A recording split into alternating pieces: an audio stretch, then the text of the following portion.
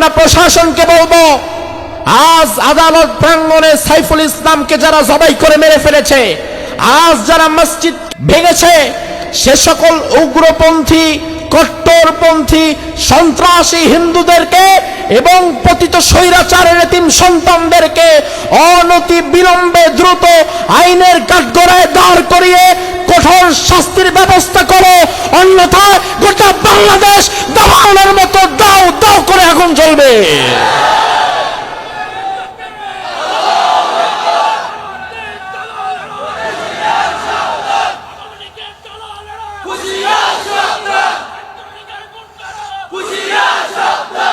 সাধারণ হিন্দু ভাইদের কিন্তু কোনো দোষ নাই। ইসকন নামক যে সংগঠন, তারা এখন চেষ্টা করছে এদেশে একটি অরাজকতা সৃষ্টি করে কোনোভাবে যেন বিশ্বের সামনে প্রমাণ করা যায় বাংলাদেশ অস্থিতিশীল হয়ে যাচ্ছে, বাংলাদেশের শান্তি শৃঙ্খলার জন্য আবারও স্বৈরাচারকে ফিরিয়ে আনতে হবে। এই স্বপ্ন কোনোদিন বাংলাদেশের মানুষ বাস্তবায়ন হতে দিবে।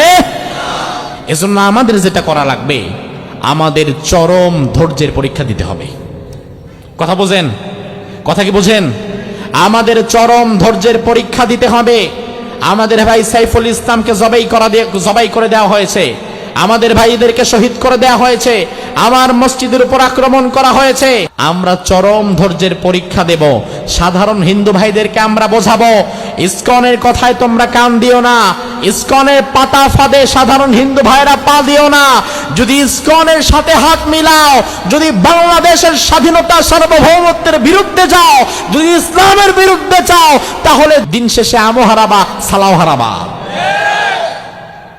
সাধারণ হিন্দু ভাইরা সাবধান, ইসকনের সাথে আপনারা তাল মিলাবেন না।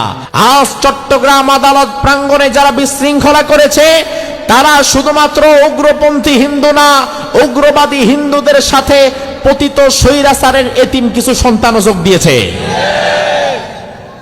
এরা এখানে যোগ দিছে, অর্থাৎ হিন্দু হয়ে আবার ফিরে আসতে চাচ্ছে।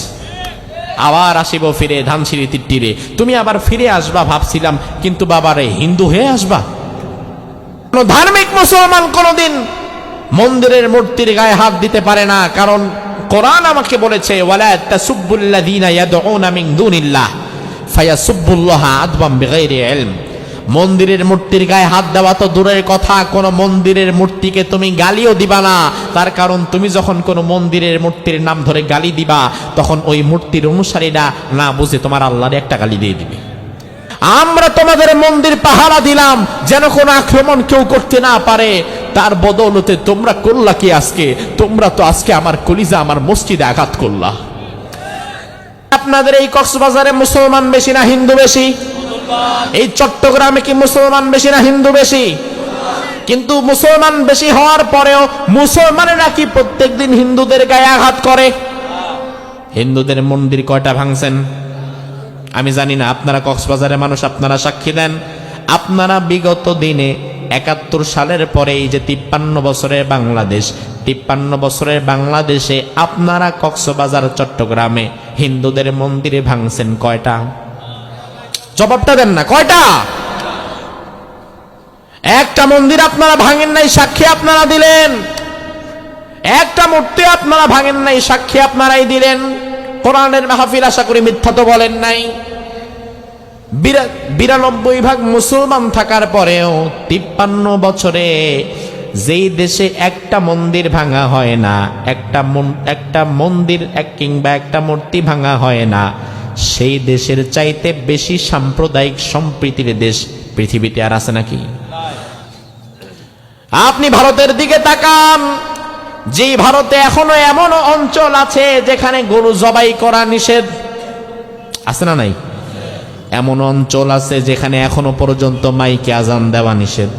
আমি ভারত সফর করেছি অনেকবার, অনেক কোরআনের মাহফিলের জন্য সেখানে আমি গিয়েছি। আমি দেখেছি গরু খাওয়ার অপরাধে জিহ্বা কেটে দিয়েছে, জিহ্বার প্রথম অংশটা নাই, এমন মানুষের সাথেও আমার সাক্ষাৎ হয়েছে ভারতে। গরু খাওয়ার অপরাধে জিহ্বা কাটা হয়েছে, মূর্তি পূজা করার অপরাধে কল্লা কাটছেন কয়জন হিন্দুর? কথা কয় না। একজনও কেটেছেন না? আমরা কাটি নাই, তার কারণ আমরা তো এটার পক্ষেই না।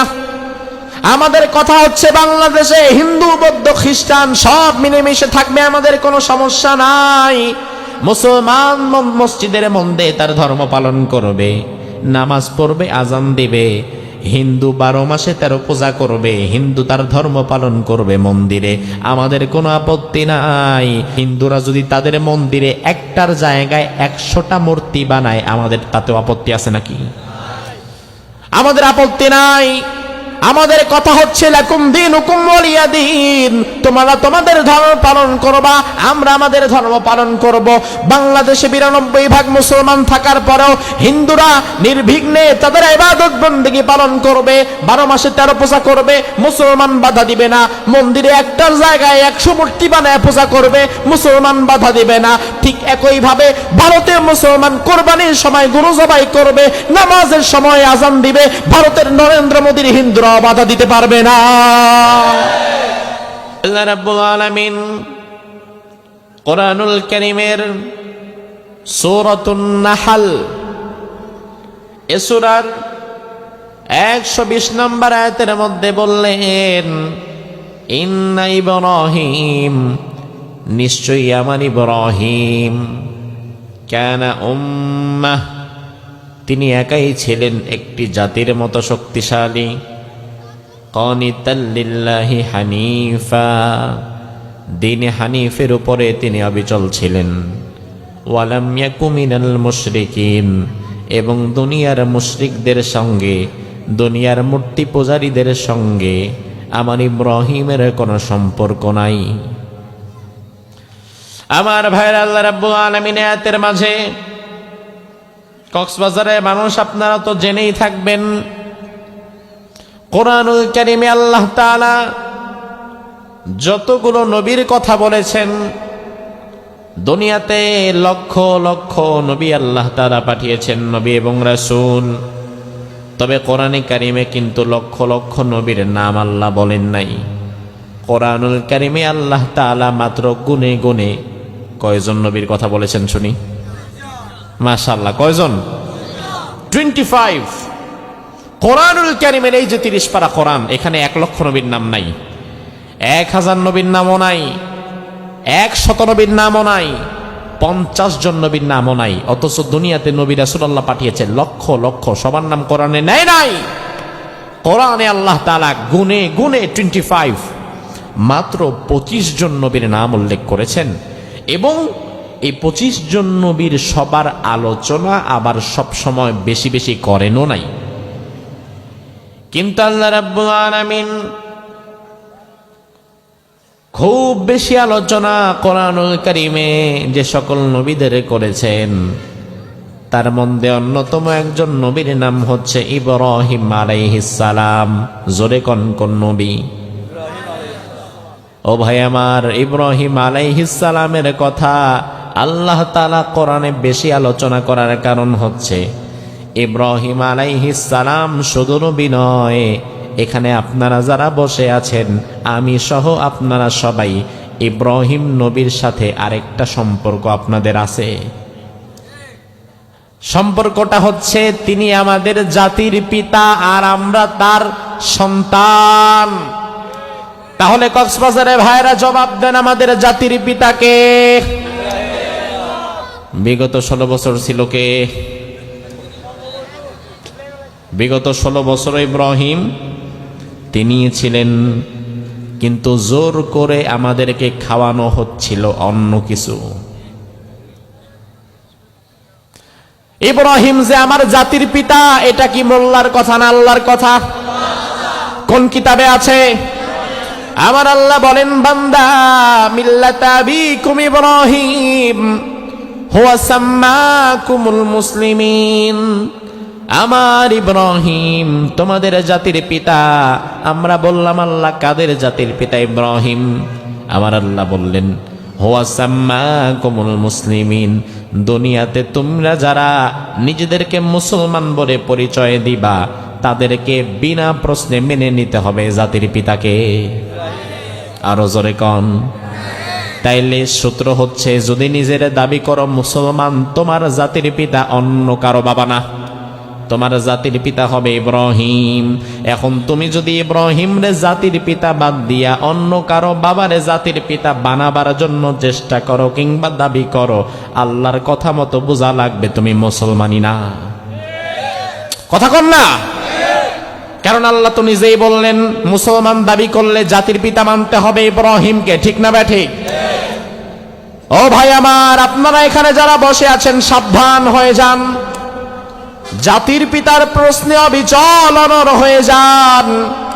কারণ ইব্রাহিম আমার এমন জাতির পিতা যেই পিতার সাথে আমার সম্পর্ক আমার রক্ত সম্পর্কীয় বাবার চাইতেও বেশি গভীর। বাবা প্রবাসে থাকে, আপনাদের গ্রামেরও তো অনেক সন্তান প্রবাসী। দেশে এসেছে 2 মাসের ছুটি নিয়ে বিয়ে করার জন্যে, ছুটি নিয়ে দেশে এসে বিয়ে করেছে, চলে যাবে, এই জন্য সন্তানও দ্রুত নিতে হবে। স্ত্রীর গর্ভে সন্তানও চলে এসেছে। স্ত্রীর গর্ভে সন্তান চলে আসার 1 সপ্তাহ পরে ফ্লাইটে সৌদি চলে গেছে, সন্তানকে দেখতে পারে নাই এমন বাবাও নাই। এবার বাবা ছোট্ট একটা কাজ করে সৌদিতে, চাইলেই তো আর বছর বছর আসতে পারে না। স্ত্রীকে সব সময় কথা বলে ফোনে, বলে আমার সন্তানটাকে দেখে রেখো, 5 বছর পরে আমি আসব। এবার 5-7 বছর পরে এই বাবা যখন দেশে আসে তখন সন্তানটা কিন্তু সবকিছু বুঝতে শিখেছে, কিন্তু এই 7 বছরে কোনোদিন সন্তানটা তার বাবারে ফিজিক্যালি দেখে নাই। এবার বাবা যখন দেশে এসেছে, মা পরিচয় করিয়ে দেয়, খোকা এটা তোর বাবা। নানি পরিচয় করিয়ে দেয়, এটা তোর বাবা। দাদি পরিচয় করিয়ে দেয়, এটা তোর বাবা। মা নানি দাদি খালা মামি চাচিরা যখন পরিচয় করিয়ে দেয়, এরপরে সন্তান বাবার কাছে যায়, বাবা সন্তানকে চুমু দেয়। অথচ এটা যে আসলেই বাবা, এটা যে আসলেই তার বাবা, এই সাক্ষ্যটা শুধুমাত্র দিয়েছে তার মা চাচি দাদি নানি। যে মা চাচি দাদি নানিরা কিন্তু চাইলে মিথ্যাও বলতে পারে। আমার ভাইরা, কিন্তু ইব্রাহিম যে আমার বাবা, এই সাক্ষ্য আমার মা দেয় নাই, আমার নানি দেয় নাই, দাদি দেয় নাই। ইব্রাহিম যে আমার আসলেই বাবা সেই সাক্ষ্য দিয়েছে কে? তাইলে মা চাচি দাদি নানির সাক্ষ্য বড় না আল্লাহর সাক্ষ্য বড়? তাইলে ইব্রাহিমের সাথে আমাদের সম্পর্ক আমাদের রক্ত সম্পর্কীয় বাবার চাইতেও বেশি না কম? দুনিয়াতে আপন বাবা স্বার্থের বিপরীতে যাওয়ার পরে সন্তানকে জবাই করে মেরে ফেলেছে, এমন নজিরও আছে না নাই? আবার জায়গা জমি নিয়ে বিরোধ হওয়ার কারণে সন্তান বাবারে মেরে ফেলেছে, এমন নজিরও আছে না নাই? কিন্তু আমার ইব্রাহিম আমার এমন বাবা, যেই বাবা সারা জীবন আমাদের জন্য দোয়া করেছে, এবং যেই বাবারে যদি আমি অন্ধভাবে অনুসরণ করি আমারে যিনি জান্নাত দিয়ে দিবেন তিনি কে? সে আল্লাহ রাব্বুল আলামিন কোরআনুল কারীমের সূরাতুন নাহল, যেটা আমি আপনাদের সামনে তেলাওয়াত করলাম, এই সূরার 120 নম্বর আয়াতের মধ্যে বললেন, ইন্না ইব্রাহিম কানা উম্মাতান কানিতাল লিল্লাহি হানিফা। ওই ইব্রাহিমের সন্তানেরা শুনে নাও, আমার ইব্রাহিম নিছক সাধারণ কোনো মানুষ নয়, আমার ইব্রাহিম হচ্ছে একাই একটি জাতির মতো শক্তিশালী। আল্লাহু আকবার। আমরা অনেক সময় বলি যে তিনি একাই 100। এই আমাদের পাড়ার আব্দুল সালাম ভাইরে চিনেন? কেন, কোন আব্দুল সালাম? আর ওই আব্দুল সালাম অনেক শক্তিশালী, অনেক সাহসী, দুর্বার দুরন্ত, অনেক টাকা পয়সার মালিক, তিনি যা বলে তাই করে। তিনি ভাই একাই 100, একাই 100, এ ধরনের কথা আমাদের মাঝেও আছে না নাই? তার মানে কি লোকটার কি 100টা হাত, 100টা মাথা?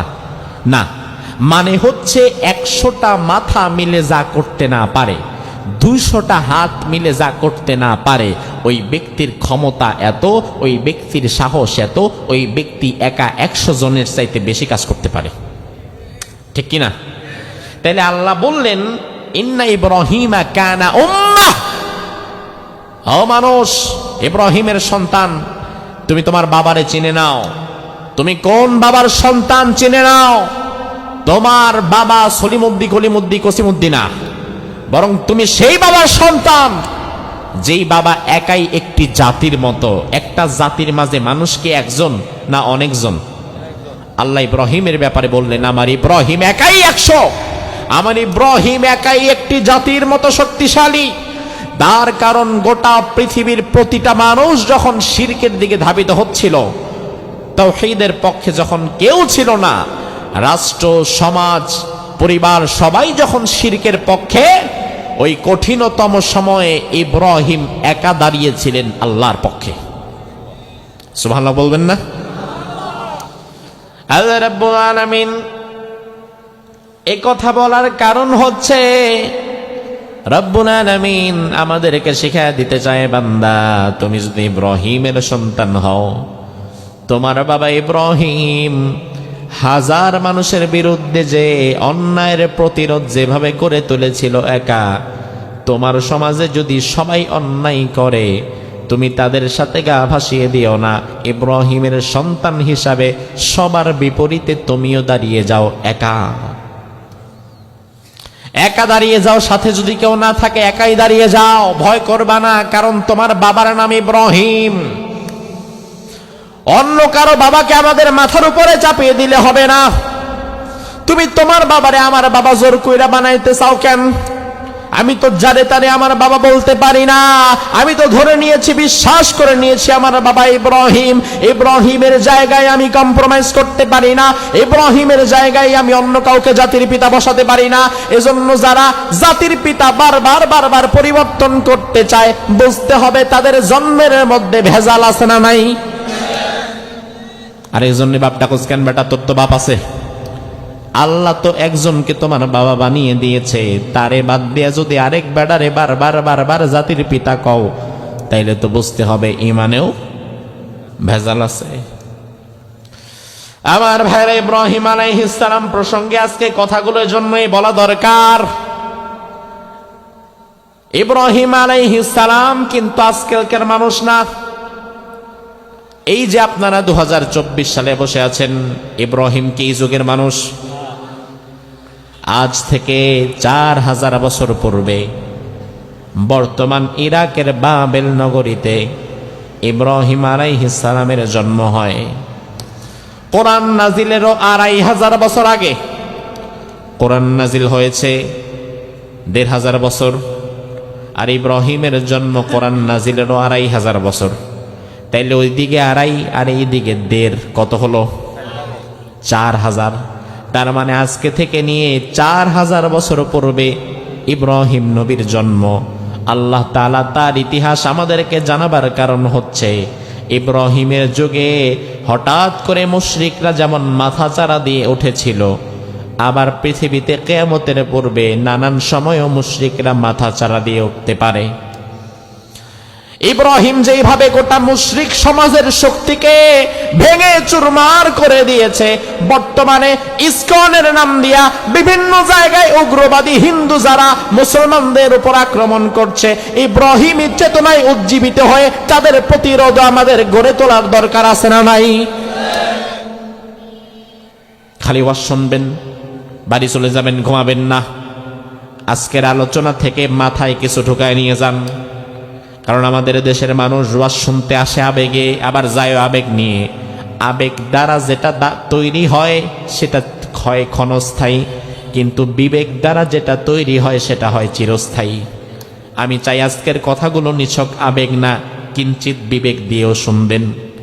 শুনবেন তো ইনশাআল্লাহ? আমার ভাইরা, ইব্রাহিম আলাইহিস সালামের দিকে তাকান। এরপরে পরিবেশ পরিস্থিতি আমরা আজকের সাথে মিলাবো। ইব্রাহিম আলাইহিস সালামের বয়স 5 বছর। জোরে কোন কয় বছর? ছোট না বড়? 5 বছরের বাচ্চা কি সবকিছু বুঝে? ইব্রাহিম আলাইহিস সালাম তিনি তার মায়ের কোলে শুয়েছিলেন। মায়ের কোলে যখন বাচ্চারা থাকে, অনেক অবান্তকর প্রশ্ন কিন্তু বাচ্চারা মাকে করে। মায়ের কোলে বাচ্চা শুয়ে আছে, দেখতেছে একটা পানির বোতল, তাও মারে জিজ্ঞেস করে, মা এটা কি? মা বলে পানির বোতল। আবার বলে, মা এটা কি? পানির বোতল। আবার বলে মা পানির বোতল আবার কি? মা কয় এইটা। তাইলে এইটা কি? কয়টা পানির বোতল। মানে যা খুশি বাচ্চা তাই বলে, মা তার জবাব দেয়। ইব্রাহিম আলাইহিস সালামের বয়স যখন 5 বছর, তিনি মায়ের কোলে শুয়েছিলেন। আমাদের মতো অহেতুক প্রশ্ন তিনি করেন না, কারণ তিনি যে নবী হবেন এই জন্য আল্লাহ তাআলা তার মানসিকতা, তার মেধা, তার মেন্টালিটি সেভাবে পরিবর্তন করে দিয়েছিলেন। ইব্রাহিম আলাইহিস সালাম মায়ের কোলে শুয়ে 5 বছর বয়সে প্রথম মাকে প্রশ্ন যেটা করলেন, সেই প্রশ্ন শুনলে আপনি অবাক হয়ে যাবেন। প্রশ্নটা শোনার পরে আপনাকে একবার সুবহানাল্লাহ বলতে হবে, আগে বললেন না, শোনার পরে বলবেন। পারবেন তো? 5 বছরের বাচ্চা ইব্রাহিম মায়ের কোলে শুয়ে হঠাৎ একদিন মারে প্রশ্ন করেছে, মা আমার রবকে, আমি আমার রবের পরিচয় সম্পর্কে জানতে চাই। আরো জোরে। তুই বাটা দুধ খাবি, লজেন্স খাবি, মজা খাবি, চিপস খাবি, তুই রব পর্যন্ত চলে গেছিস কিভাবে? কিন্তু দুঃখের বিষয় হচ্ছে আসলে রব যে কে এই উত্তর তো মায়ের কাছেও নাই, কারণ মাও তো মুশরিক। মা চিন্তা করলো বাচ্চারে তো কোনোভাবে থামাইতে হবে। এই চিন্তা থেকে মা তাকে জবাব দেয়, বাবা তোরে যেহেতু পেটে ধরছি আমি, লালন পালন করছি আমি, খাওয়াচ্ছি আমি, তার মানে তোর রব আমি। ইব্রাহিম বলল, আচ্ছা ঠিক আছে বুঝলাম, কিন্তু আপনারা জবাব দেন মায়ের জবাবটা কি সঠিক না ব্যাঠিক? ইব্রাহিম আলাইহিস সালাম শিশু মনে আবার বললেন, মা আমার রব তো তুমি বুঝলাম, তাইলে তোমার রবটাকে? এবার উত্তর কি দিবি? মা বলে, আসলে বাবারে তোর বাবা উপার্জন করে আমাদেরকে খাওয়ায়, তোর বাবার সাথে আমি থাকি দীর্ঘদিন, এই জন্য ধরে নে আমার রব তোর বাবা। ইব্রাহিম নবীর বাবার নাম হচ্ছে আজর। বাবার নাম কি? তাহলে দুইটা উত্তর আমরা এখানে পাইলাম, ইব্রাহিমের রব মা, মায়ের রব বাবা। তাইলে এই যুক্তি অনুযায়ী কি বাবারও একজন রব থাকার দরকার না? ইব্রাহিম নবী বলে, তাইলে আমার বাবার রবকে? দেখেন কোথায় যাচ্ছে, কত ভেতরে যাচ্ছে। মা বলল, তোর বাবা নমরুদের আন্ডারে কাজ করে, নমরুদ তোর বাবাকে খাওয়ায় দাওয়ায় লালন পালন করে, বেতন দেয়, তাহলে তোর বাবার রব তো নমরুদ। ইব্রাহিম আলাইহিস সালাম বললেন, মা আমার রব তুমি, তোমার রব বাবা, বাবার রব নমরুদ ধরে নিলাম, তাইলে নমরুদের তো একজন রব থাকা দরকার, তার রবটাকে? এবার মা রাগ করলেন। ইসরায়েলি রাওয়ায়াতের মধ্যে এসেছে, মা ইব্রাহিমের গালের মধ্যে একটা টাস করে চর মেরে দিলেন, থাম বেটা, আর কথা খুঁজে পাস না। বরং নমরুদ যদি জানে তুই নমরুদের রবকে এই প্রশ্ন জিজ্ঞেস করেছিস, তাইলে তোরও কল্লা থাকবে না, আমিও নাই। আসলে আমার ভাইরা, মা যে এতক্ষণ 3টা জবাবই দিয়েছে, 3টা জবাবই কি সঠিক না ভুল? জোরে কন। ভুল বুঝলাম, তাইলে 3 নাম্বার বারে থাপ্পড়টা মারলো কেন? চটটা মারলো কেন ইব্রাহিমকে? ও ভাই, তার কারণ হচ্ছে মায়ের কাছে নমরুদের রবকে এই প্রশ্নের যৌক্তিক কোনো উত্তর ছিলই না। এজন্য যাদের কাছে যৌক্তিক কোনো উত্তর থাকে না, তারাই পেশি শক্তি ব্যবহার করে। বিগত 16 বছরে দেখেছি, যখন ঢাকার রাজধানী মোড়ে মোড়ে মূর্তি তৈরি করা হচ্ছিল, গোটা বাংলাদেশের আনাচে কানাচে ভাস্কর্যের নামে কোনো এক নির্দিষ্ট ব্যক্তির মূর্তি বানানো হচ্ছিল। আমরা যখন বললাম এই মূর্তি কেন বানাও, মূর্তি বানানো তো হারাম, তখন আমাদেরকে বলল এটা ভাস্কর্য। আমরা বললাম যাহাই ভাস্কর্য তাহাই মূর্তি, যাহাই লাউ তাহাই কদু, যাহাই স্ত্রী তাহাই বধূ। আমরা যখন ধরায় দিলাম ভাস্কর্য না, এটা তো মূর্তি, তখন যাদের কাছে আমাদের প্রশ্নের কোনো যৌক্তিক জবাব ছিল না, তারাই তখন আলেম এবং তৌহিদি জনতাকে নির্বিচারে গুলি করে করে মেরেছে। ইব্রাহিমের মায়ের মতো যৌক্তিক কোনো উত্তর নাই, কি করব, আইটকা যহত গেছি, এবার দাও একটা মাইর। আমার ভাইরা, কিন্তু চর মেরে কি ইব্রাহিমকে থামিয়ে দেওয়া যায় নাকি? ইব্রাহিম আলাইহিস সালাম, তাকে তো থামানো যায় না। ইব্রাহিম আলাইহিস সালাম মায়ের কাছ থেকে রবের পরিচয় না পেয়ে তিনি থাপ্পড়টা খাওয়ার পরে মনে কষ্ট নিয়ে বাড়ি থেকে বের হয়ে গেলেন। আপনি যদি আপনার বাচ্চাটাকে কোনোদিন মারেন, দেখবেন বাচ্চাটা রাগ করে ঘর থেকে চলে গেছে। আবার হয়তো রাত্রে ফিরে আসবে, কিন্তু অন্তত 2-1 ঘন্টা অভিমান করে বাহিরে বসে থাকে। ইব্রাহিম আলাইহিস সালাম অভিমান করে বাহিরে গিয়ে বসলেন। সন্ধ্যার আঁধার নেমেছে। সন্ধ্যাবেলায় তিনি দেখতে পেলেন, কি দেখতে পেলেন আমার আল্লাহ সেটা কোরআনের মধ্যে তুলে দিয়েছে। ফালাম্মা জান্না আলাইহিল লাইলু রাআ কাওকাবা ক্বালা হাযা রাব্বি ফালাম্মা আফালা ক্বালা লা উহিব্বুল আফিলিন। ইব্রাহিম নবী দেখতে পেলেন আকাশে সন্ধ্যার পরে রাত যখন নেমেছে, আকাশে মিটিমিটি করে তারকারাজি জ্বলছে, অনেকগুলো সুন্দর সুন্দর তারকা। ইব্রাহিম নবী মনে মনে বললেন, আমি যেহেতু নিচে, তারকা যেহেতু আমার উপরে, হাদা রব্বি, আমার তো মনে হয় এটাই আমার রব। ইব্রাহিম নবী আবার দেখলেন কিছু সময় পরে আবার তারকাগুলো হারিয়ে যাচ্ছে, মিলিয়ে যাচ্ছে, ডুবে যাচ্ছে। আপনি যদি আকাশের দিকে তাকান তারকা দেখতে পাবেন, কিন্তু এই তারকা কি সকাল পর্যন্ত থাকবে নাকি? কথা কন। তারকা কি সব সময় থাকে না ডুবে যায়? ডুবে যায়। ইব্রাহিম নবী দেখলেন তারকাগুলো যখন ডুবে গেল, তিনি বললেন লা উহিব্বুল আফিলিন, যেটা ডুবে যায় আমি মাফ চাই, তারে আমি রব মানতে রাজি না। কারণ আমি এমন কাউকে রব মানতে পারবো না যেটা ডুবে যাবে, চলে যাবে, শেষ হয়ে যাবে। কারণ আমার রবটা যদি ডুবে যায়, আমি বিপদে পড়লে আমারে বাঁচাবে কে? কি চমৎকার আইডিওলজি তার, চমৎকার মেধা তার। আমাদের এই কথাগুলো যদি আশেপাশে কোনো হিন্দু ভাইরা শোনেন, বিবেকের কাছে প্রশ্ন করবেন। নিজের হাতে মূর্তি বানালেন, কোনোটারে বসায়া বানাইলেন, কোনোটারে দাঁড়ায়া বানাইলেন, কোনোটার হাত 2টা, কোনোটার হাত 10টা, কোনোটার জিহ্বা 6 হাত। এত বড় বড় আকৃতি দিয়ে যে মূর্তি বানালেন, 10টা দিন ওই মূর্তির পূজা অর্চনা করলেন, খাবার দাবার দিলেন।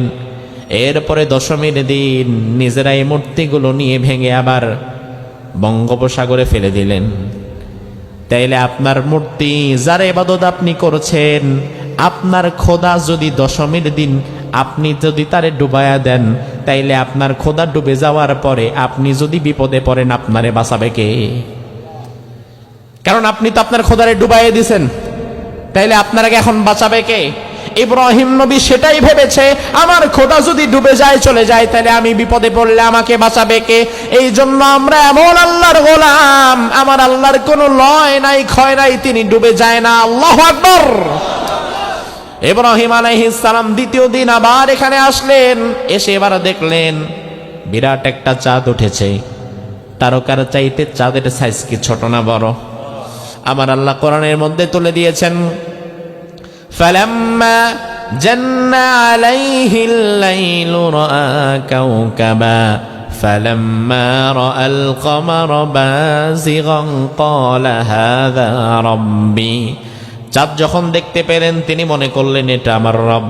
ফালাম্মা ফালা, চাঁদ যখন ডুবে গেল তিনি বললেন লা ইল্লাম ইয়াহদিনি রব্বি লাকুনান্না মিনাল কওমিয যাল্লিন।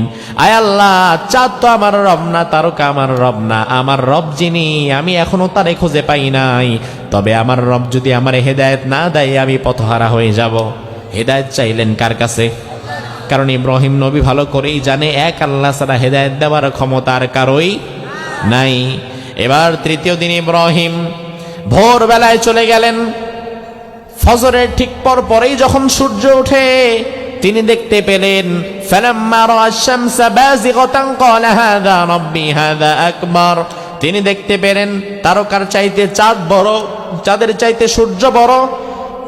সূর্যটাকে দেখে এবার তিনি চিন্তা করলেন এত বড় সূর্য, আমার তো মনে হয় এটাই আমার রব।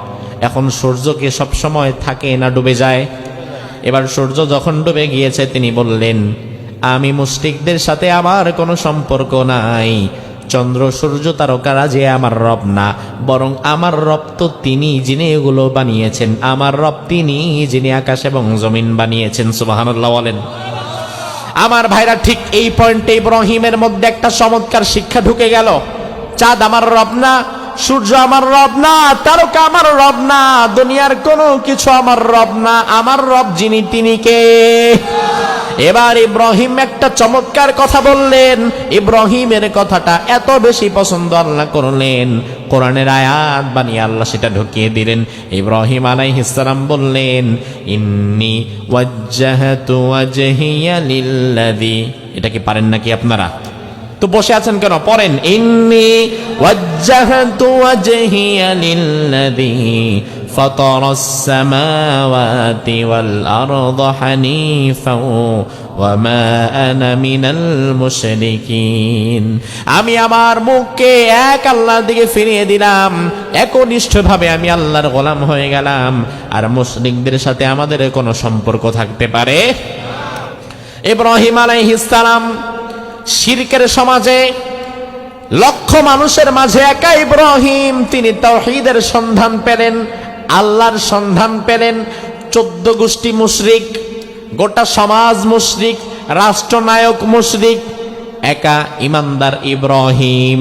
ইমানদারকে ইমানদারকে এবার ইমানদার হওয়ার পরে যে চিন্তা করলেন, আমি যে ইমানদার, একা একা ইমান এনে আমি জান্নাতে যাব, বিষয়টা হতে পারে না। বরং আমি আমার পরিবার পরিজনদেরকেও সঠিক দাওয়াতটা দেই।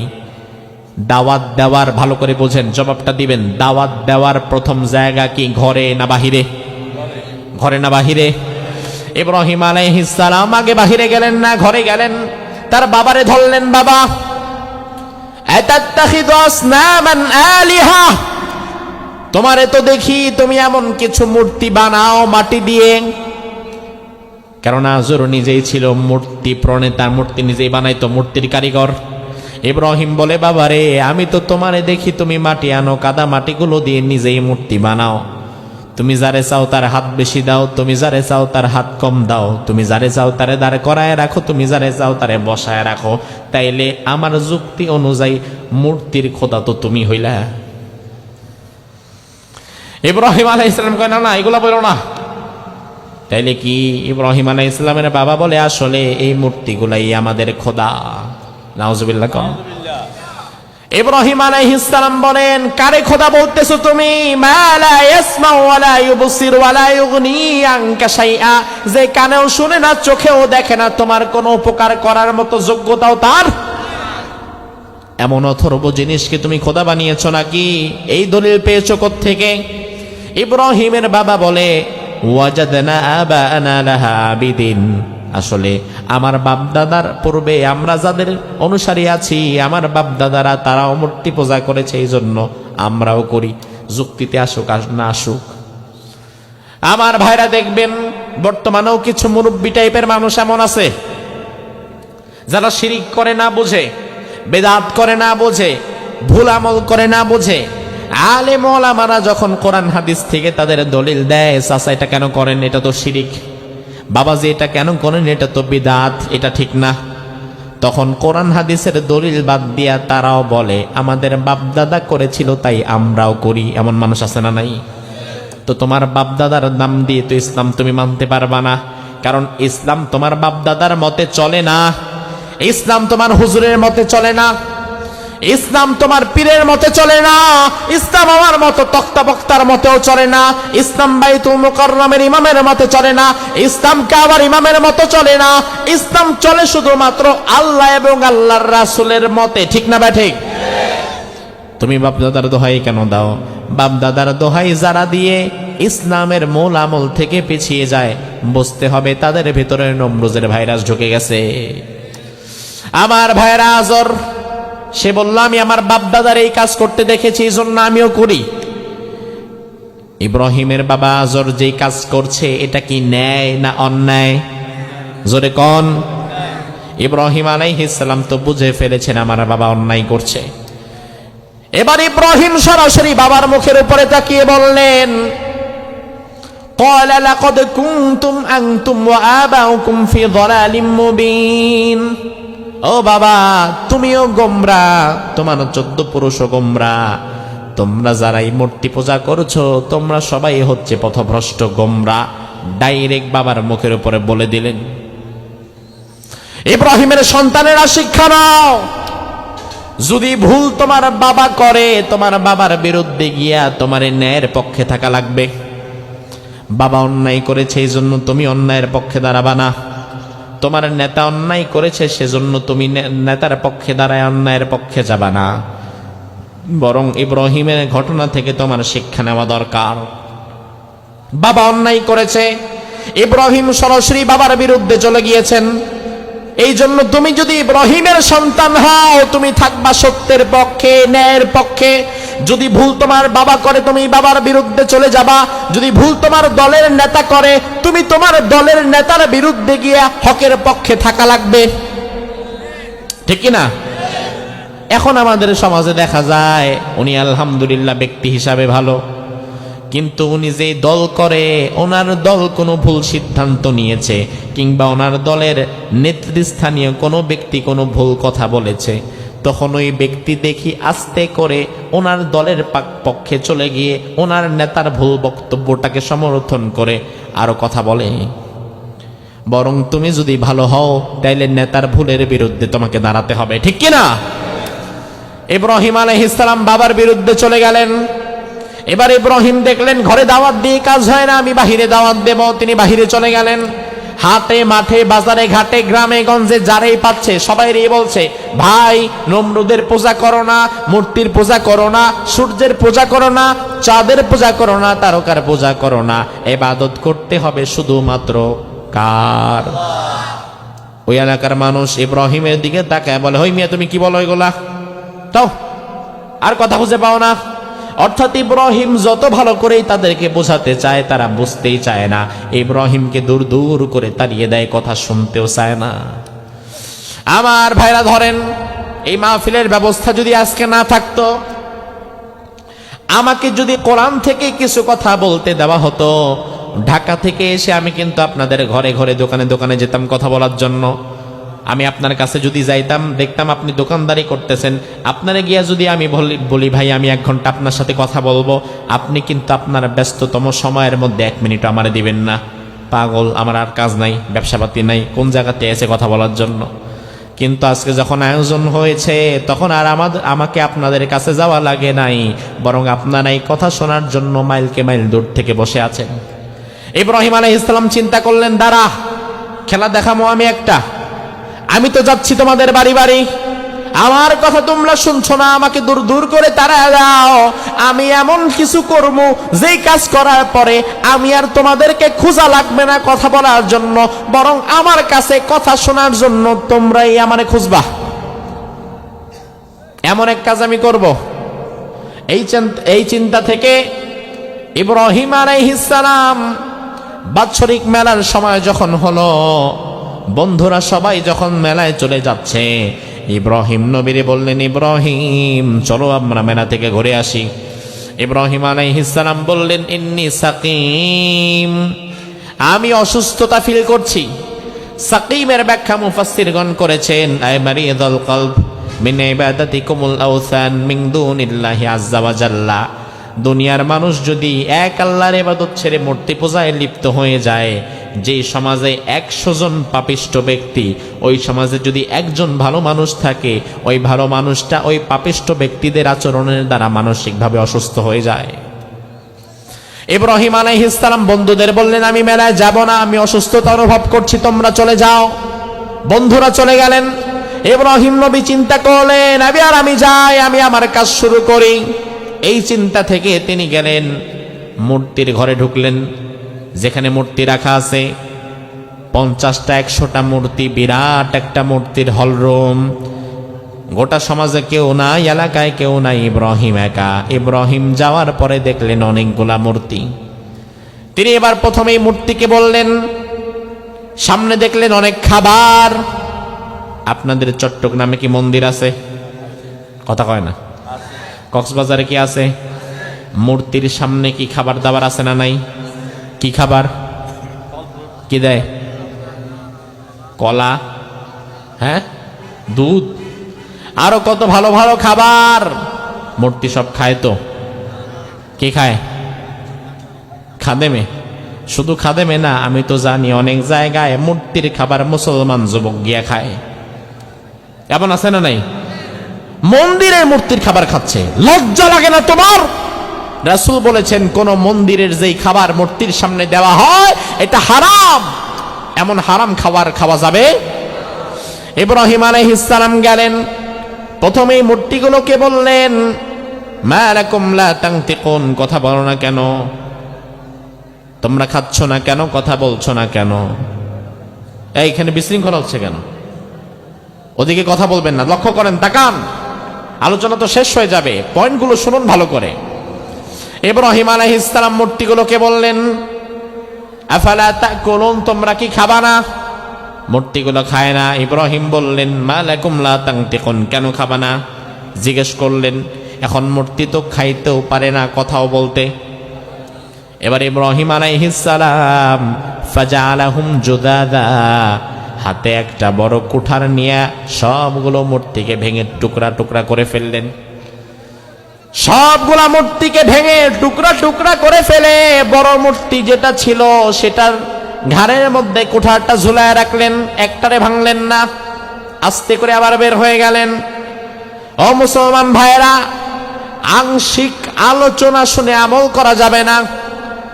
ইব্রাহিম নবী মূর্তি ভেঙেছেন, এই জন্য আগামীকাল কক্সবাজার মন্দিরে ঢুকে আপনিও কি মূর্তি ভাঙবেন নাকি? কথা বলেন।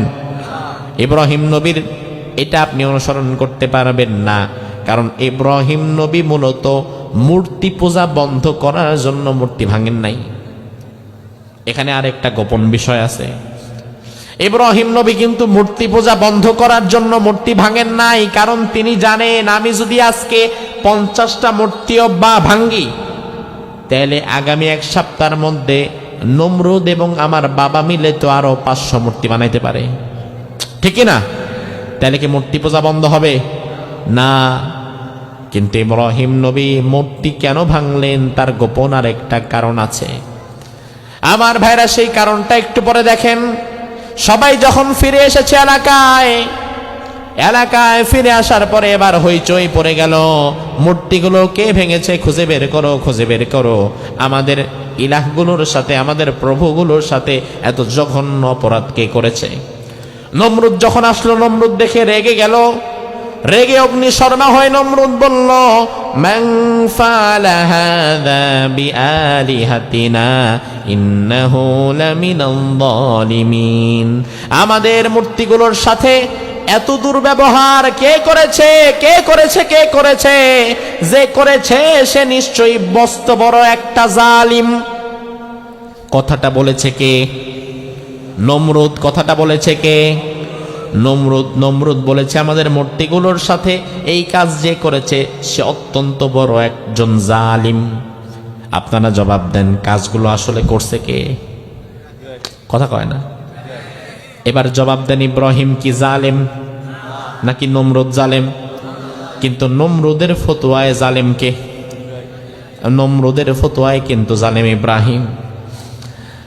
আমার ভাইরা, বিষয়টা তো হাস্যকর। তার কারণ আমরা জানি সময়ের শ্রেষ্ঠ জালিম ছিল নমরুদ, কিন্তু তার ফতোয়া অনুযায়ী সে আবার ফতোয়া দেয় ইব্রাহিম জালেম। ঠিক একই ভাবেই আমরা দেখেছি বিগত দিনে যারা ধর্ষণে সেঞ্চুরি করেছে, একটা দুইটা ধর্ষণ না, যারা ধর্ষণ করে করে সেঞ্চুরি পালন করেছে, যারা দুর্নীতি করে কানাডার বেগম পাড়ায় বাড়ি বানিয়েছে, যারা বাংলাদেশের রিজার্ভ ফান্ডকে ফুটো করে দিয়েছে, এই সমস্ত জালিম স্বৈরাচার যারা ধর্ষণে সেঞ্চুরি করে, যারা চুরির মধ্যে সেঞ্চুরি করে, তারাই আবার ফতোয়া দেয় সাইদি সাহেব জালিম। নিজেরা ধর্ষণে সেঞ্চুরি করে আবার বিশ্বনন্দিত মুফাসসিরকে ধর্ষক বলতে পারে। আসলে বিশ্বনন্দিত মুফাসসিরকে ধর্ষক বলতে পারে তো তারা শুধুমাত্র যারা ধর্ষণে নিজেরা সেঞ্চুরি করতে পারে। বিষয়টা অনেকটা নমরুদের ফতোয়ায় ইব্রাহিম জালিম হওয়ার মতো। এক জালিম কিন্তু সে আরেকজনে বলতেছে তুমি জালিম। আমার ভাই ইব্রাহিম তিনি যে মূর্তি ভেঙেছেন এখনো কেউ জানে না।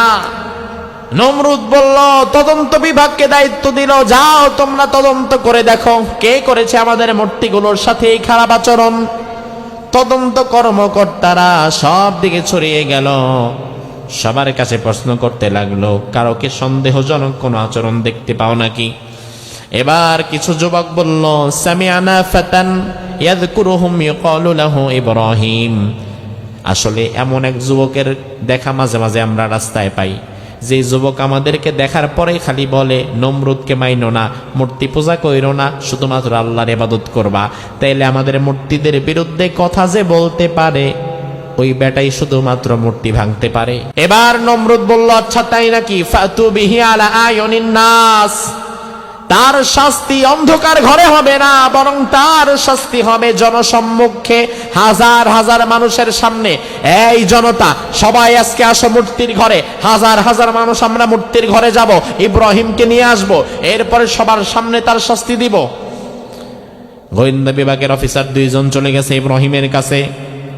যাওয়ার পরে বলল, তোমার নাম ইব্রাহিম? বলে জি। চলো, কোথায় যাব? মূর্তির ঘরে চলো। কেন? ওখানে হাজার হাজার মানুষ অপেক্ষা করছে তোমার জন্য, সবার সামনে ওখানে তোমার শাস্তি হবে। ইব্রাহিম নবী মনে মনে কয়, আমি তো এটার অপেক্ষায় আছি। এতদিন আমি তোমাদেরকে ডাকতাম, তোমরা আমার কথা শুনতা না। এতদিন আমি তোমাদের ঘরে ঘরে যাইতাম, তোমরা আমার কথা শুনতা না। কিন্তু এখন এমন খেলা ঘটায় দিছি, এখন আমার আর তোমাদের কাছে যাওয়া লাগে না, তোমরা নিজেরাই আমার জন্য দাঁড়ায় থাকো। সুবহানাল্লাহ। ইব্রাহিম আলাইহিস সালামকে ধরে নিয়ে যাওয়া হলো। এটা তিনি তার জন্য একটা সুযোগ মনে করলেন দাওয়াত দেওয়ার জন্য। মূর্তির ঘরে তিনি গেলেন, যেই ঘরে মূর্তিগুলো চুরমাচুর করে ভেঙে ফেলা হয়েছে। ইব্রাহিম আলাইহিস সালাম মূর্তি কেন ভাঙলেন ভালো করে বুঝেন। আমার আল্লাহ কোরআনের মধ্যে বলে দিয়েছেন, ফাজআলাহুম জুদাদান ইল্লা কাবীরান লাহুম লাআল্লাহুম ইলাইহি ইয়ারজিউন। ইব্রাহিম আলাইহিস সালাম মূর্তি ভাঙার কারণ হচ্ছে যেন আবার সমাজের মানুষ তার কাছে ফিরে আসে। মূর্তি কেন ভাঙলেন, কি জন্য ভাঙলেন, তিনি কি বলতে চান? তিনি যে এক আল্লাহর দাওয়াত দিবেন, এজন্য তিনি রাস্তা পাচ্ছিলেন না। এমন এক কাজ করলেন যেন তার দাওয়াত দেওয়ার ময়দানটা সহজ হয়ে যায়, সবাই মিলে যেন অপেক্ষা করে তাকে এনে বক্তা বানিয়ে দেয়। ইব্রাহিম নবী কিন্তু মূর্তি পূজা বন্ধ করার জন্য মূর্তি ভাঙেন নাই। আমার ভাইরা, মূর্তি প্রসঙ্গে যেহেতু কথা চলেই আসলে এবার আপনাদেরকে একটু বলে দিয়ে যাই। এই যে বাংলাদেশ, এই বাংলাদেশে 92% মুসলমান এখানে আছে, 5% হিন্দু আছে, আর 3% হচ্ছে বৌদ্ধ, খ্রিস্টান, চাকমা, বার্মা সব মিলা। তাইলে মুসলমানের সংখ্যা 92, হিন্দুর সংখ্যা কত? বুঝে না কথা। মুসলমানের সংখ্যা কত? হিন্দুর সংখ্যা বেশি। কারা? জোরে কন। মুসলমান যে বেশি এটা বলতে লজ্জা লাগে নাকি মিয়া? জনসংখ্যায় বেশি কারা? এবার আপনি জবাব দেন, আপনাদের এই কক্সবাজারে মুসলমান বেশি না হিন্দু বেশি? এই চট্টগ্রামে কি মুসলমান বেশি না হিন্দু বেশি? কিন্তু মুসলমান বেশি হওয়ার পরেও মুসলমানেরা কি প্রত্যেকদিন হিন্দুদের গায়ে আঘাত করে? হিন্দুদের মন্দির কয়টা ভাঙছেন আমি জানি না, আপনারা কক্সবাজারের মানুষ, আপনারা সাক্ষী দেন। আপনারা বিগত দিনে 71 সালের পরে এই যে 53 বছরের বাংলাদেশ, 53 বছরের বাংলাদেশে আপনারা কক্সবাজার, চট্টগ্রামে হিন্দুদের মন্দিরে ভাঙছেন কয়টা? জবাবটা দেন না, কয়টা? একটা মন্দির আপনারা ভাঙেন নাই, সাক্ষী আপনারা দিলেন। একটা মূর্তি আপনারা ভাঙেন নাই, সাক্ষী আপনারাই দিলেন। কোরআনের মাহফিল, আশা করি মিথ্যা তো বলেন নাই। 92% মুসলমান থাকার পরেও 53 বছরে যেই দেশে একটা মন্দির ভাঙা হয় না, একটা মন্দির কিংবা একটা মূর্তি ভাঙা হয় না, সেই দেশের চাইতে বেশি সাম্প্রদায়িক সম্প্রীতির দেশ পৃথিবীতে আর আছে নাকি? আপনি ভারতের দিকে তাকান, যে ভারতে এখনো এমন অঞ্চল আছে যেখানে গরু জবাই করা নিষেধ, আছে না নাই? এমন অঞ্চল আছে যেখানে এখনো পর্যন্ত মাইকে আজান দেওয়া নিষেধ। আমি ভারত সফর করেছি অনেকবার, অনেক কোরআনের মাহফিলের জন্য সেখানে আমি গিয়েছি। আমি দেখেছি গরু খাওয়ার অপরাধে জিহ্বা কেটে দিয়েছে, জিহ্বার প্রথম অংশটা নাই, এমন মানুষের সাথেও আমার সাক্ষাৎ হয়েছে ভারতে। গরু খাওয়ার অপরাধে জিহ্বা কাটা হয়েছে, মূর্তি পূজা করার অপরাধে কল্লা কাটছেন কয়জন হিন্দুর? কথা কয় না। একজনও কেটেছেন, না আমরা কাটি নাই, তার কারণ আমরা তো এটার পক্ষেই না। আমাদের কথা হচ্ছে বাংলাদেশে হিন্দু বৌদ্ধ খ্রিস্টান সব মিলেমিশে থাকবে, আমাদের কোনো সমস্যা নাই। মুসলমান মসজিদের মধ্যে তার ধর্ম পালন করবে, নামাজ পড়বে, আজান দিবে। হিন্দু 12 মাসে 13 পূজা করবে, হিন্দু তার ধর্ম পালন করবে মন্দিরে, আমাদের কোনো আপত্তি নাই। হিন্দু ভাইয়েরা যখন দুর্গা পূজার সময় উলুধ্বনি দেয় তখন আমরা তাদেরকে বাধা দেই না। হিন্দু ভাইয়েরা যখন পূজা অনুষ্ঠান পালন করে আমরা তাদেরকে বাধা দেই না। হিন্দুরা যদি তাদের মন্দিরে একটার জায়গায় 100টা মূর্তি বানায়, আমাদের তাতেও আপত্তি আছে নাকি? আমাদের আপত্তি নাই। আমাদের কথা হচ্ছে লাকুম দীনুকুম ওয়ালিয়া দীন, তোমরা তোমাদের ধর্ম পালন করবা, আমরা আমাদের ধর্ম পালন করব। বাংলাদেশে 92% মুসলমান থাকার পরেও হিন্দুরা নির্বিঘ্নে তাদের ইবাদত বন্দেগী পালন করবে, 12 মাসে 13 পূজা করবে, মুসলমান বাধা দিবে না। মন্দিরে একটার জায়গায় 100 মূর্তি বানায় পূজা করবে, মুসলমান বাধা দিবে না।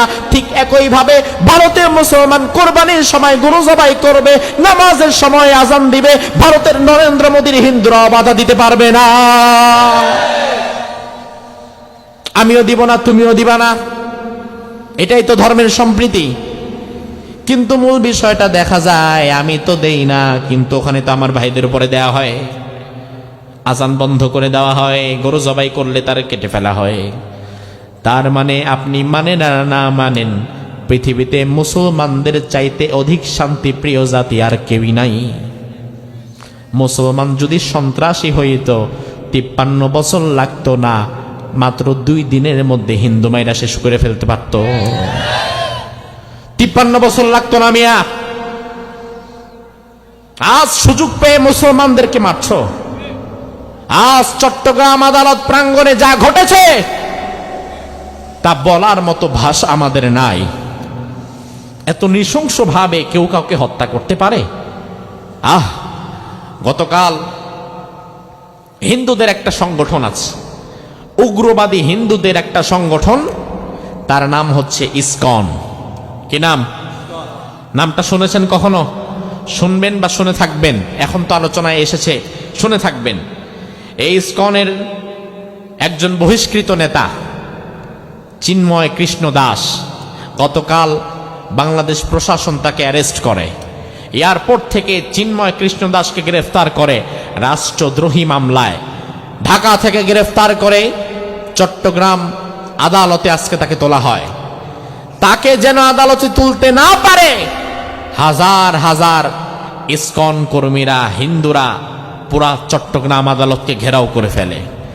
কিন্তু দুঃখের বিষয় হচ্ছে আমাদের কাছে তো খবর আছে, ওখানে যারা গিয়েছে ইসকনের নাম দিয়ে হিন্দুদের সাথে প্রশাসনের বিরুদ্ধে যারা লড়াই করেছে, আজ চট্টগ্রাম আদালত প্রাঙ্গণে যারা বিশৃঙ্খলা করেছে, তারা শুধুমাত্র উগ্রপন্থী হিন্দু না, উগ্রবাদী হিন্দুদের সাথে পতিত স্বৈরাচারের এতিম কিছু সন্তানও যোগ দিয়েছে। এরা এখানে যোগ দিছে, অর্থাৎ হিন্দু হয়ে আবার ফিরে আসতে চাচ্ছে। আবার আসিব ফিরে ধানসিঁড়ি তীরে, তুমি আবার ফিরে আসবা ভাবছিলাম, কিন্তু বাবারে হিন্দু হয়ে আসবা, ধর্ম পরিবর্তন করে আসবা নাকি? আমার ভাইরা, চরম বিশৃঙ্খলা চট্টগ্রাম আদালত প্রাঙ্গণে করা হয়েছে। কিন্তু আমরা দেখলাম, আমরা ধৈর্য ধারণ করলাম, আমরা হতাহতের মধ্যে গেলাম না। এই যে কিছুদিন পূর্বে আপনারা কি করেছেন আমরা জানি না, 5ই আগস্টের পরে সময়টা একটু জটিল হয়ে আসছিল, প্রশাসন একটু নড়বড়ে হয়ে গেছিল, তখন এলাকায় চুরি চামারিটা বেড়ে গেছিল। আপনাদের দিকে কি হয়েছে? চুরি চামারি বেড়েছে, ডাকাতি বেড়েছে, এবং বিভিন্ন মন্দিরে আক্রমণের একটা পরিকল্পনাও ছিল। ভালো করে বুঝবেন, কোন ধার্মিক মুসলমান কোনদিন মন্দিরের মূর্তির গায়ে হাত দিতে পারে না, কারণ কোরআন আমাকে বলেছে, ওয়ালা তাসুব্বুল্লাযীনা ইয়াদউনা মিন দুনিল্লাহ ফায়াসুব্বুল্লাহা আদওয়াম বিগাইরি ইলম। মন্দিরের মূর্তির গায়ে হাত দেওয়া তো দূরের কথা, কোন মন্দিরের মূর্তিকে তুমি গালিও দিবা না, তার কারণ তুমি যখন কোন মন্দিরের মূর্তির নাম ধরে গালি দিবা, তখন ওই মূর্তির অনুসারীরা না বুঝে তোমার আল্লাহর একটা গালি দিয়ে দিবে, ঠিক কিনা? আরে আমার ধর্ম তো আমার শিখিয়েছে ভাই, তোমার মূর্তিকে একটা গালিও আমাকে আমার ধর্ম দিতে নিষেধ করেছে। যার ফলে 5 আগস্টের পরের কঠিন সময়ে ঢাকার সাভারে আমি আমার নেতৃত্বে আলেম ওলামাদের একটা ইউনিটকে গড়ে তুলেছিলাম। আমরা 50টা মসজিদের ইমাম, 50টি মাদ্রাসার মুহতামিম সাহেবদেরকে নিয়ে, মাদ্রাসার বড় বড় ছাত্রদেরকে সাথে নিয়ে ঢাকার সাভারে 10টা মন্দির আমি নিজে পাহারা দিয়েছি, যেন কোনো অপশক্তি মন্দিরের মূর্তির গায়ে হাত দিয়ে দোষটা আমাদের ঘাড়ে চাপিয়ে দিতে না পারে। আমরা তোমাদের মন্দির পাহারা দিলাম যেন কোনো আক্রমণ কেউ করতে না পারে। তার বদৌলতে তোমরা করলা কি আজকে? তোমরা তো আজকে আমার কলিজা, আমার মসজিদে আঘাত করলা। তোমরা তো আজকে আমার মসজিদ ভেঙে ফেললা। তোমরা চট্টগ্রামে আমার মসজিদের কাঁচ ভেঙে ফেললা। এটাই কি ভাই তার প্রতিদান? আমি দিলাম তোমার মন্দির পাহারা আর তুমি আমার মসজিদ ভেঙে ফেললা। ইসলাম কখনো আমাকে অসাম্প্রদায়িক হতে বলে না, কিন্তু তুমি কোন ধর্ম লালন করো, তুমি যদি তোমার ধর্মের অনুসারী হয়ে থাকো তাহলে তুমি কি করো আসলে আমরা জানি না। কারণ ইসলাম আমাকে তোমার মন্দির পাহারা দেয়া শিখিয়েছে, আর তুমি তোমার ধর্ম থেকে কি এমন শিখেছো যার ফলে তুমি আমার মসজিদটা ভেঙে ফেললা। আজ মসজিদের গায়ে আঘাত করা হলো, নিরীহ মুসলমানদেরকে আদালত প্রাঙ্গণে মারা হলো। এরপরে আমাদের একজন আইনজীবী ভাই অ্যাডভোকেট সাইফুল ইসলামকে আদালত প্রাঙ্গণের পেছনে ইসকনের কট্টরপন্থী হিন্দুরা এবং পতিত স্বৈরাচারের এতিম সন্তানেরা অ্যাডভোকেট সাইফুল ইসলামকে ধরে জবাই করে দিয়েছে। আজকের ঘটনা, দুপুরবেলার ঘটনা। একজন মুসলিম আইনজীবী, রাষ্ট্রপক্ষের আইনজীবী, সে তাকে ধরে জবাই করে দিয়েছে। একটাই অপরাধ, তুই আমাদের চিন্ময় কৃষ্ণদাসের বিরুদ্ধে দাঁড়াবি কেন? জবাই করে দিয়েছে। আহ, কি সাম্প্রদায়িক সম্প্রীতি তোমরা আমাদের দেখালে রে ভাই। তোমরা ভুলে যেও না, তোমরা যেই দেশে আছো এটা 92% মুসলমানের দেশ। এটা শাহজালালের দেশ, এটা শাহ আমানতের চট্টগ্রাম, এটা আউলিয়াবাদ, এটা ইসলামাবাদ। এদেশের মানুষ আর যা খুশি তাই করুক, কিন্তু ইসলামের উপরে যদি হাত দেওয়া হয় তার হাতকে ভেঙে ঘুরিয়ে দিতে জানে, ঠিক কিনা? এজন্য আমরা প্রশাসনকে বলবো, আজ আদালত প্রাঙ্গণে সাইফুল ইসলামকে যারা জবাই করে মেরে ফেলেছে, আজ যারা মসজিদকে ভেঙেছে, সে সকল উগ্রপন্থী, কট্টরপন্থী, সন্ত্রাসী হিন্দুদেরকে এবং পতিত স্বৈরাচারের এতিম সন্তানদেরকে অনতি বিলম্বে দ্রুত আইনের কাঠগড়ায় দাঁড় করিয়ে কঠোর শাস্তির ব্যবস্থা করো, অন্যথায় গোটা বাংলাদেশ দাবানলের মতো দাও দাও করে আগুন জ্বলবে।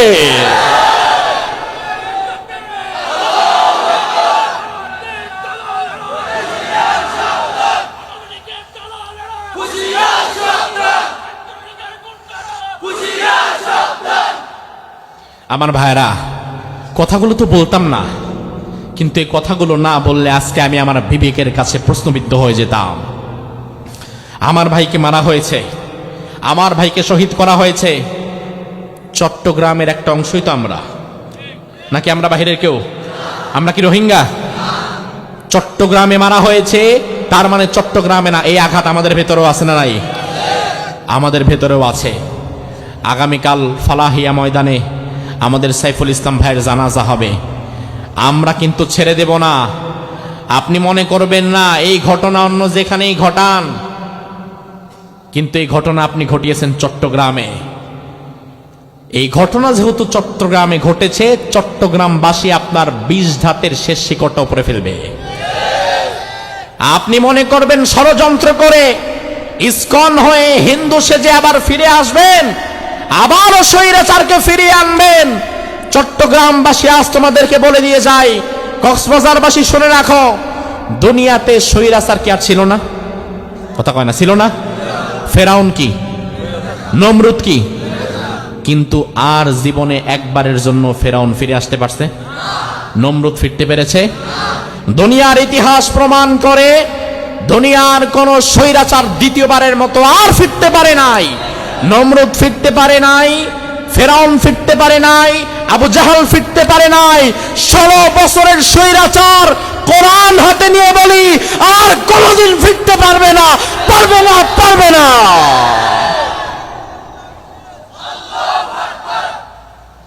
আমার ভাইরা, সাধারণ হিন্দু ভাইদের কিন্তু কোনো দোষ নাই। এই কথাগুলো শুনে আজকে আপনি আবার আপনার ঘরের পাশের সাধারণ হিন্দু ভাইদের গায়ে হাত তুলবেন, এটা করা যাবে না। কারণ সাধারণ হিন্দু ভাইদের কোনো দোষ নাই। সাধারণ হিন্দু ভাইরা এগুলো জানেও না, নয়েও নাই, ছয়েও নাই, সাতে পাঁচে তারা নাই। সাধারণ হিন্দু ভাইরা এসবের মধ্যে থাকে না। কিন্তু সাধারণ হিন্দু ভাইদেরকে ইসকন এখন খেপিয়ে তুলছে। ইসকন নামক যে সংগঠন, তারা এখন চেষ্টা করছে এদেশে একটি অরাজকতা সৃষ্টি করে কোনোভাবে যেন বিশ্বের সামনে প্রমাণ করা যায় বাংলাদেশ অস্থিতিশীল হয়ে যাচ্ছে, বাংলাদেশের শান্তি শৃঙ্খলার জন্য আবারও স্বৈরাচারকে ফিরিয়ে আনতে হবে। এই স্বপ্ন কোনোদিন বাংলাদেশের মানুষ বাস্তবায়ন হতে দিবে। এজন্য আমাদের যেটা করা লাগবে, আমাদের চরম ধৈর্যের পরীক্ষা দিতে হবে। কথা বোঝেন? কথা কি বোঝেন?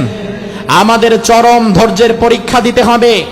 আমাদের ভাই সাইফুল ইসলামকে জবাই করে দেওয়া হয়েছে, আমাদের ভাইদেরকে শহীদ করে দেওয়া হয়েছে, আমার মসজিদের উপর আক্রমণ করা হয়েছে। এই মুহূর্তে আমরা চাইলে হিন্দু আর কয়জন আছে সবগুলোরে পিটায় তো এক সাইড করতেই পারি, সব তো ভেঙে তছনছ করে দিতেই পারি। আমরা জীবনও তা করব না। আমরা চরম ধৈর্যের পরীক্ষা দেব। সাধারণ হিন্দু ভাইদেরকে আমরা বোঝাবো, ইসকনের কথায় তোমরা কান দিও না, ইসকনের পাতা ফাঁদে সাধারণ হিন্দু ভাইরা পা দিও না। যদি ইসকনের সাথে হাত মিলাও, যদি বাংলাদেশের স্বাধীনতা সার্বভৌমত্বের বিরুদ্ধে যাও, যদি ইসলামের বিরুদ্ধে যাও, তাহলে দুই নৌকায় পাড়া দেওয়ার মতো অবস্থা হবে। দিন শেষে আমও হারাবা, সালাও হারাবা। সাধারণ হিন্দু ভাইরা সাবধান, ইসকনের সাথে আপনারা তাল মিলাবেন না। আপনারা স্পষ্টভাবে জানিয়ে দিন, এই দেশে আমরা শান্তি শৃঙ্খলার সাথে বসবাস করছি, এই দেশে আমাদের অশান্তি নাই। কিন্তু আপনারা যদি ইসকনের সাথে হাত মিলায়া পরিবেশ পরিস্থিতি আরো অশান্ত করতে চান, তাহলে বাংলাদেশের তৌহিদি জনতা কখনো বসে থাকতে পারে না, ঠিক কিনা? আজ যা আপনারা করলেন, কোনোভাবে এটা আমরা মেনে নিতে পারি না। আমরা আমাদের সাইফুল ইসলাম ভাই, যাকে আজকে শহীদ করে দেওয়া হলো, তার ছোট্ট একটা মেয়ে আছে ভাই, ছোট্ট একটা মেয়ে, বাবার জন্য কাঁদছে। মানুষ কতটা নৃশংস হলে জবাই করে মেরে ফেলে দিতে পারে, ডাইরেক্ট জবাই করে কল্লাটা আলাদা করে ফেলতে পারে? কি এমন অপরাধ? একজন আইনজীবী তো ভাই। তোমরা যা দেখালা, আর জীবনে কোনোদিন মুসলমানদের দিকে আঙ্গুল তুলবা না। কারণ পৃথিবীতে মুসলমানদের চাইতে চরম ধৈর্যশীল জাতি আর কেউ নাই। মুসলমানেরা ধৈর্যশীল বলেই 52-53 বছর তোমরা এখনো টিকে আছো। আমরা যদি সন্ত্রাসী হতাম, 53 বছর তো দূরের কথা, 53 মিনিট লাগতো না, খেলা শেষ হয়ে যেত, ঠিক কিনা? ইব্রাহিম আলাইহিস সালামের দিকে তাকান, তিনি মূর্তি ভেঙেছিলেন বিশেষ প্রেক্ষাপটে। তিনি মূর্তি ভেঙেছিলেন মূর্তি পূজা বন্ধ করার জন্য না, বরং তিনি মূর্তি ভেঙেছিলেন যেন মুশরিকেরা সবাই তার কাছে ছুটে আসে, আর তিনি যেন সবাইকে দাওয়াত দিতে পারে। সুবহানাল্লাহ। ইব্রাহিম আলাইহিস সালামকে মন্দিরে নিয়ে যাওয়া হলো। এবার নমরুদ তাকে বলল, মান ফাআলা হাযা বিআলিহাতিনা, ও ইব্রাহিম, আমাদের মূর্তিগুলোর সাথে এই দুর্ব্যবহার কে করেছে? ইব্রাহিম বললেন, আমি কি জানি। ওই যে তাকান, বড় একটা মূর্তি, যার হাতে কুঠার, একটু তাকে জিজ্ঞেস করেন।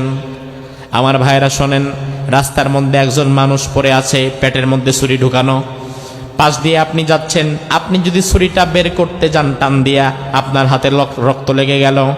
এবার রক্ত মাখা ছুরি নিয়ে রাস্তায় আপনি দাঁড়িয়ে আছেন, পাশ দিয়ে পুলিশ যাচ্ছে এক গাড়ি, পুলিশ যদি এই অবস্থায় দেখে সামনে লাশ আর হাতে আপনার ছুরি, তাইলে প্রথমেই পুলিশ ধরবে কাকে? আপনাকে, যার হাতে ছুরি। ইব্রাহিম আলাইহিস সালাম বললেন, আমারে জিজ্ঞেস করো কেন? আমার হাতে তো দাও নাই, বটিও নাই, যার হাতে আছে তারই আগে জিজ্ঞেস করো। আমার ভাইরা, মূর্তি কি কথা বলতে পারবে নাকি? এবার নমরুদ সহ তার সভাসদবর্গরা বলল, তারা তো কথা বলতে পারে না ইব্রাহিম, তুমি তো ভালো করেই জানো। এবার ইব্রাহিম বলল, আচ্ছা শোনো, এই মন্দিরে মূর্তির সংখ্যা বেশি না আমি ইব্রাহিমের সংখ্যা বেশি? আপনারা কোন সংখ্যা বেশি কার? কার? অবশ্যই মূর্তির, কারণ মূর্তি তো 50টা, ইব্রাহিম একা। ইব্রাহিম বললেন, ভাইরা শোনে নাও, 50টা মূর্তি, আমি ইব্রাহিম যদি ভেঙেও থাকি, ধরে নিলাম আমি ইব্রাহিম 50টা মূর্তিকে থাপড়ায়া ভেঙ্গা ফেললাম। একটা মূর্তিও নিজেদেরকে আমার হাত থেকে যদি বাঁচাতে না পারে, আমার হাত থেকে মূর্তি যদি নিজেরাই বাঁচাতে না পারে, কিয়ামতের দিন আল্লাহর আদালতে তোমাদেরকে বাঁচাবে কিভাবে? সুবহানাল্লাহ। এবার এই কথা শোনার পরে সুম্মা নুকিসু আলা রুউসিহিম, সবার মাথা চলে গেছে নিচের দিকে, কেউ কোনো কথা বলে না। এবার নমরুদ বলল, আসলে সব কথা বাদ, হাররিকুহু ওয়ানসুরু আলিহাতাকুম ইন কুনতুম ফাইলিন। এই শোনেন সবাই, সব কথা শেষ। মূর্তি যে ইব্রাহিম ভাঙছে এটা প্রমাণ হয়ে গেছে, আর কোনো কথা নাই। ইব্রাহিমকে আগুনের মধ্যে ফেলে দিতে হবে, সবাই প্রস্তুতি নেন। কিন্তু আমার ভাইরা, একটু সমস্যা হয়ে গিয়েছে আরেক জায়গায়। ইব্রাহিম যখন যুক্তি দিয়ে কথাগুলো বলছিল, এই কথাগুলো অনেক মানুষের মনের ভেতরে আঘাত করেছে, অনেকের চিন্তার জগৎকে নাড়া দিয়েছে। এজন্য তারা বলল, না, ইব্রাহিমকে আগুনে ফেলাবার পক্ষে আমরা না, আমরা ইব্রাহিমের বিপক্ষে যাব না, কারণ ইব্রাহিম যা বলছে ভুল তো বলছে না। আমার ভাইরা, নমরুদ দেখলো সমস্যা তো হয়ে গেছে, পরিস্থিতি তো উল্টে যাচ্ছে। ইব্রাহিমের দিকেও দেখি কিছু মানুষ জড়ো হয়ে গেছে।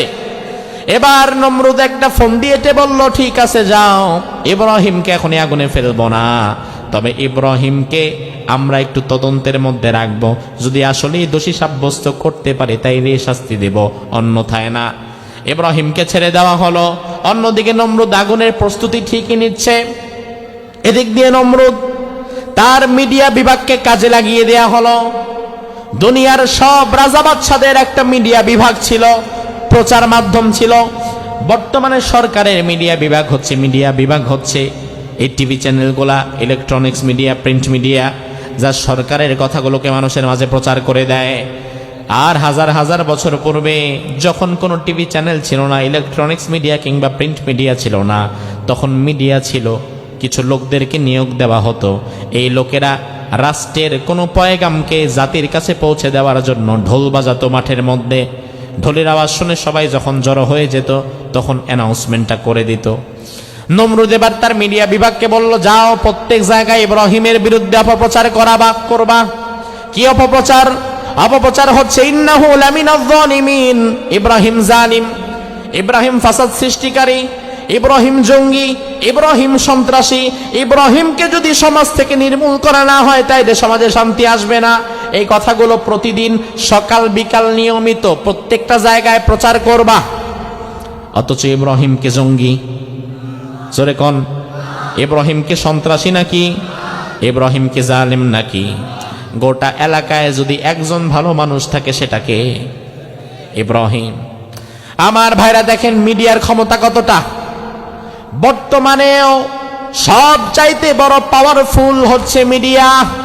মিডিয়া যদি চায় দিনকে রাত আর রাতকে দিন বানাতে পারে, মিডিয়া যদি চায় হিরোকে জিরো আর জিরোকে হিরো বানাতে পারে, মিডিয়া যদি চায় ভালো মানুষরে মানুষের সামনে খারাপ বানাতে পারে, আবার খারাপ মানুষটারে ধরে ভালো বানাতে পারে।